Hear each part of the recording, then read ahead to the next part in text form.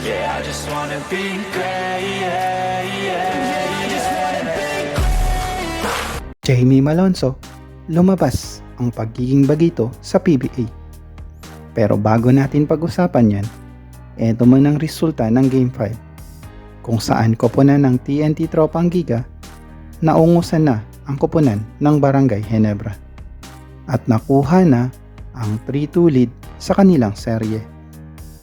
Down, TNT Tropang Giga completes the fight back against Justin Brownlee-less Barangay Ginebra squad most of the second half due to food poisoning.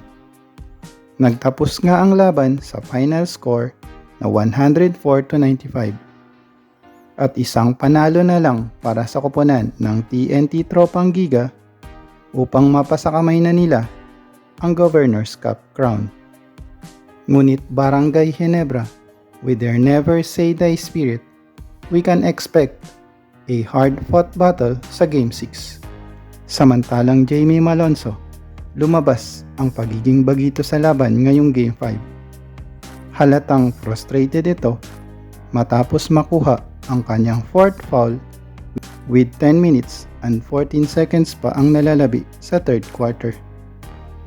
Halatang pinapakalma ito ng kanyang kakampi na si Christian Standhardinger upang makaiwas pa sa possible technical foul.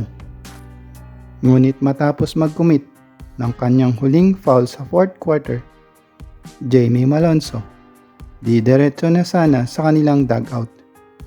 Ngunit Coach Tim Cone and his teammates to the rescue para pabalikin ito sa kanilang bench at makaiwas sa posibilidad na pagmumulta. Shoutout nga pala sa ating supporter na si Atkindus Lucanas 8233. Maraming salamat sa suporta, idol.